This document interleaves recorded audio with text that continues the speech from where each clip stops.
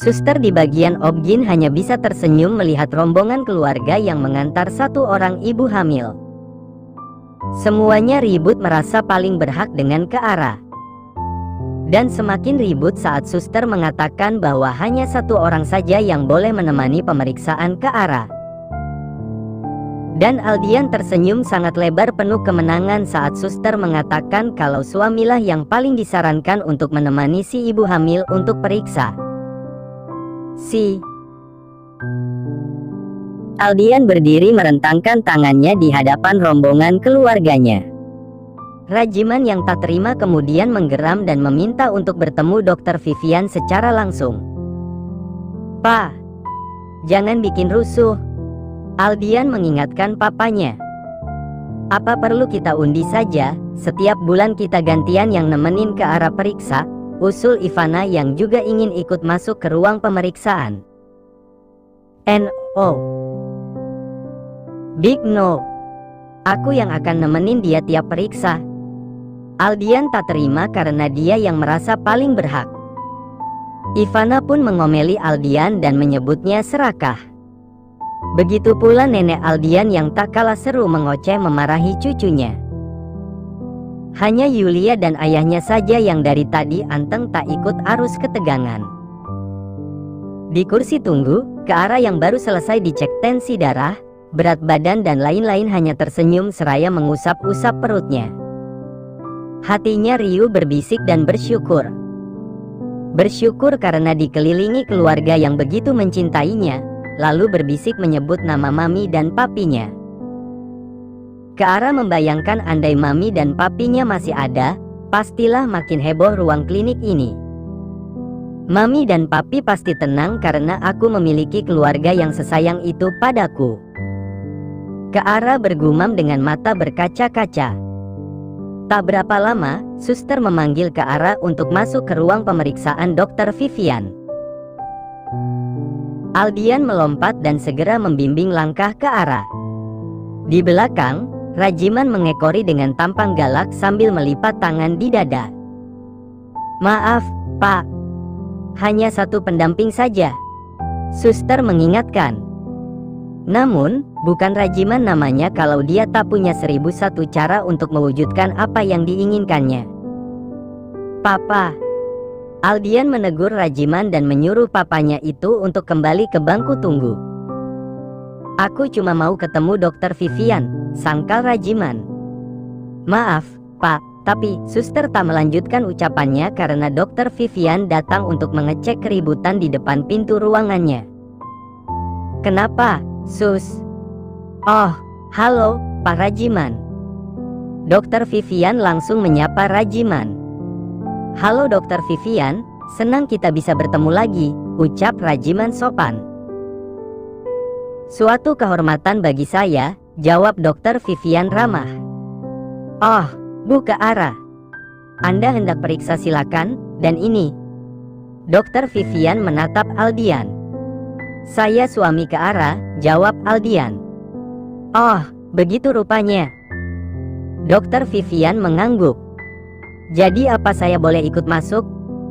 Rajiman tak sabar. Dr. Vivian terdiam sejenak, lalu melirik Aldian. "Oh, baiklah.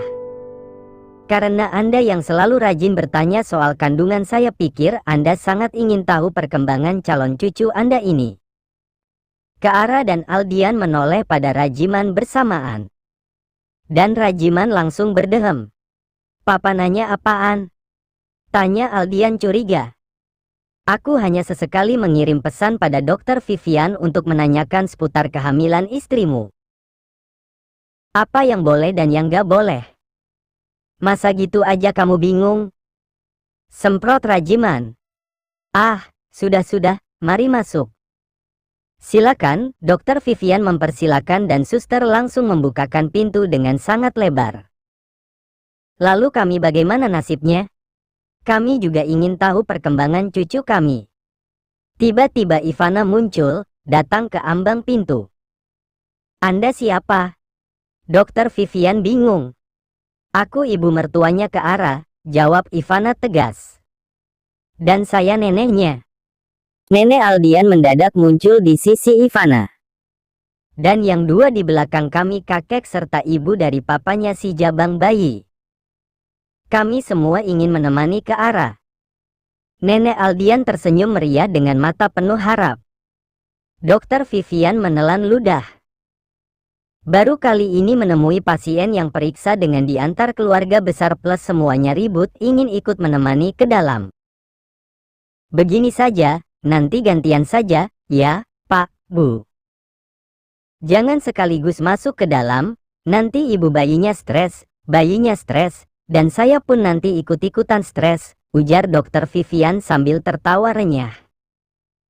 Bibir Ivana mengerucut meski akhirnya berlapang dada dan menunggu di luar. Suster pun segera menutup pintu dengan Dokter Vivian yang menghela napas panjang-panjang sambil menggeleng samar. Perhatiannya kini tertuju pada ke arah yang duduk diapit dua wajah pria berwajah tegang. Terlebih Aldian yang baru pertama kali ini masuk ke ruang dokter kandungan. "Rileks, Yang. Gak apa-apa," bisik ke arah sambil meremas tangan suaminya yang sedari tadi memegangi lututnya. "Baik, kita periksa di sana, ya, Bu ke arah. Mari." Dokter Vivian menunjuk ranjang pemeriksaan. Suster asisten dengan sigap segera menyingkap tirai, lalu membimbing ke arah untuk duduk dan berbaring di ranjang tersebut. Dokter Vivian duduk di kursi sebelah ranjang dan mulai memasang stetoskop. Setelah melakukan pemeriksaan dasar dan tanya jawab tentang keluhan yang dirasakan selama kehamilan dengan ke arah, tangannya pun bersiap ke alat USG. "Kita lihat si dede bayinya, ya. Kemarin masih sebesar kacang ijo. Mari kita lihat, sekarang sudah sebesar apa?" Dokter Vivian sudah mengangkat transduser sementara suster pun telah mengangkat blus ke arah dan memberikan gel di perut ke arah. Aldian duduk mendekat dengan mata menatap ke layar. Begitupun Rajiman yang tak bisa menyembunyikan antusiasnya. Dia dengan sikap sempurna memperhatikan layar yang sudah mulai menampilkan isi rahim ke arah. "Wah, sekarang si dede udah sebesar buah ceri. Usianya ternyata baru memasuki 7 minggu, ucap Dokter Vivian dengan kursor di layar yang menunjuk ke sebuah gumpalan di dalam sebuah gambar lingkaran yang tak lain kantung janin. "Masih kecil, tapi jangan salah, di periode ini janin sedang berkembang pesat. Otaknya dan sel-sel baru juga tumbuh setiap menitnya. Kelopak mata, jari-jarinya mulai terbentuk di usia ini meski belum bisa kita lihat, ya." Dokter Vivian menggeser-geser kursor untuk menunjuk tiap bagian yang disebutkannya. Di belakang Dokter Vivian, Aldian menahan napas. Dia tengah terpana. Benar-benar takjub jika akhirnya dia benar-benar akan jadi seorang ayah. Dia terus menatapi layar USG tanpa berkedip. Tak menyangka jika yang ditampilkan di layar sana adalah benih dan darah dagingnya. "Itu anakku," gumam Aldian penuh rasa haru. Di sampingnya, Rajiman tak kalah seriusnya. Dia pula yang banyak bertanya tentang apa saja yang tak boleh dilakukan dan boleh dilakukan oleh ibu hamil. Dia juga terus bertanya tentang makanan terbaik yang bisa menunjang tumbuh kembang janin. Dengan sabar, Dokter Vivian menjawab semua keingintahuan Rajiman. "Kau dengar itu?" sindir Rajiman pada putranya. "Aku dengar semuanya, Pak." Aldian mulai jengkel. "Dan bagaimana dengan hubungan suami istri? Apakah itu aman di usia segini? Masalahnya putraku ini sangat susah menahan diri," celetuk Rajiman. Pertanyaan yang langsung membuat wajah ke arah dan Aldian memerah. "Papa." Seusai pemeriksaan, Aldian keluar dari ruangan dokter dengan wajah kesal. Bulan depan, ia bersumpah untuk pergi periksa diam-diam agar papanya tak ikut-ikutan dan malah membuat rusuh suasana. Yulia yang menyadari perubahan raut muka putranya itu lalu mendekat dan menanyakan permasalahannya. Sementara yang lain, sibuk saling bergantian melihat foto USG kehamilan ke arah yang dibawa oleh Rajiman. Ya, seperti kemarin, foto USG itu langsung diakuinya sebagai hak milik. Harap dimaklum, Al. Kamu ini anak satu-satunya. Jadi semua begitu antusias. Semua begitu menunggu kedatangan anggota keluarga baru. Mama harap kamu gak marah pada papamu, pada mama, pada semuanya. Kami hanya merasa sangat bersemangat. Karena kami begitu bahagia. Yulia berujar dengan nada lembut. Aldian mengangguk, lalu akhirnya tersenyum. Mungkin, mulai sekarang dia harus membiasakan diri untuk sedikit berbagi privasi pada keluarganya. Kamu kenapa, Yang? Tanya Aldian sambil membetulkan letak tas jinjing ke arah yang ada di pundaknya itu. Aku pengen pipis, bisik ke arah. Yuk. Aldian sudah siap mengantar istrinya ke toilet. Akan tetapi, Yulia menawarkan diri dengan alasan Aldian adalah seorang pria dan tak mungkin mengantar ke arah hingga ke dalam. Tapi aku bisa sendiri, Ma. Ke arah yang tak enak hati berusaha menolak. Gak apa-apa. Mama hanya khawatir, ucap Yulia dan menggandeng lengan menantunya itu untuk pergi ke toilet. Ke arah, panggil Yulia saat ke arah sudah keluar dari bilik toilet. Yulia yang menungguinya di depan pintu bilik, lalu menuntunnya untuk keluar dari sana. Ke arah, panggil Yulia lagi. Keduanya kini sudah di luar toilet. Ya, Ma. Yulia mendekat dan mengusap kepala ke arah dengan sayang. Mama tahu semalam ke arah ada di sana. Kamu mendengar dan menyaksikan percakapan Mama sama Papa Rajiman, bukan? Ke arah menggigit bibir, lalu menunduk. Ia meminta maaf karena telah lancang dan tak memilih pergi saat Mama dan Papa mertuanya mulai terlibat perbincangan serius. Yulia tersenyum. Tak apa, sayang. Mama hanya ingin bertanya, apa kamu ada beritahu Aldian? Ke arah pun menggeleng. Oh, syukurlah. Yulia tersenyum lega. Mama minta, kamu gak cerita ini sama Aldian, ya? Yulia menghela napas. Kemudian, keduanya duduk di bangku besi panjang di depan toilet. Kulihat hubungan Aldian dan papanya mulai menghangat. Biarkan mereka menghangat dan makin akrab secara alami. Mama gak mau Aldian menjadi kepikiran banyak hal jika dia tahu tentang percakapan Mama semalam. Ke arah mengangguk dan berjanji tak akan membuka hal itu pada suaminya. Mama, ucap ke arah ragu-ragu. Bolehkah aku bertanya satu hal?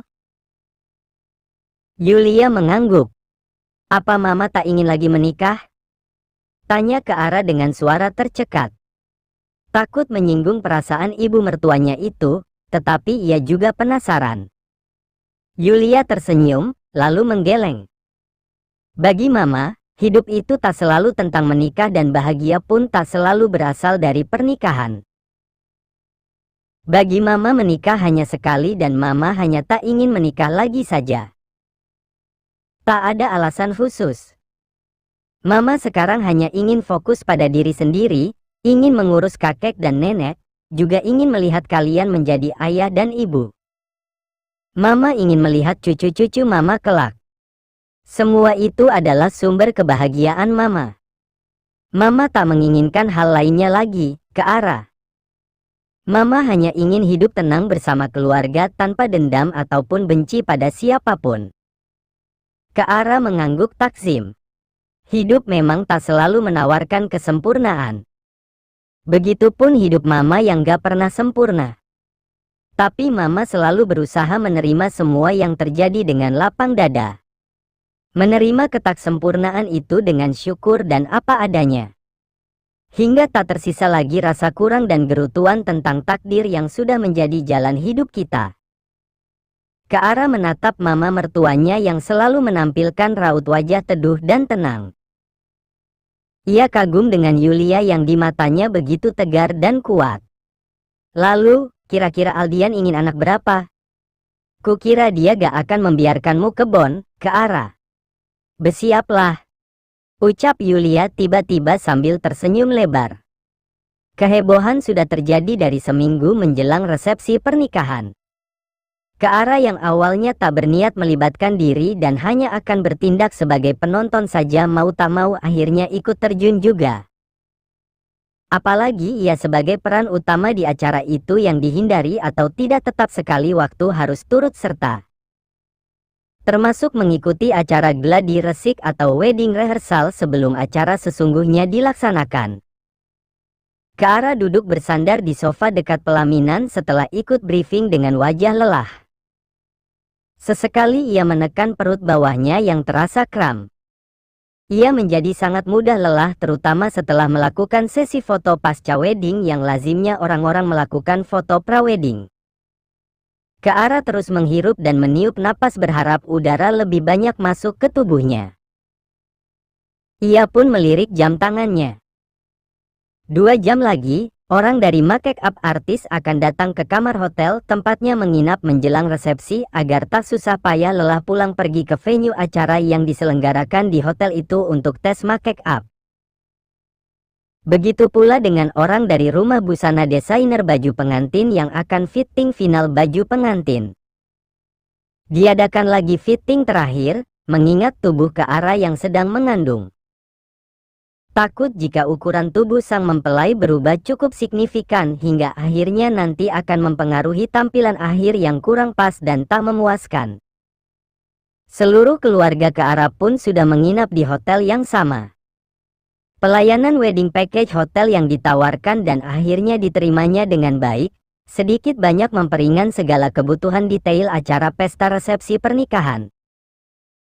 Sudah banyak vendor yang tersedia untuk bekerja sama dengan hotel hingga tak perlu kesulitan mencari ini dan itu lagi. Keara sendiri sempat takjub dengan segala fasilitas dan kemudahan yang diberikan jaringan hotel Nyonya Chen tersebut walaupun memang sangat-sangat setara dengan harga yang harus dikeluarkan dan angka tagihannya cukup membuat badan Keara mendadak meriang dan tak nafsu makan.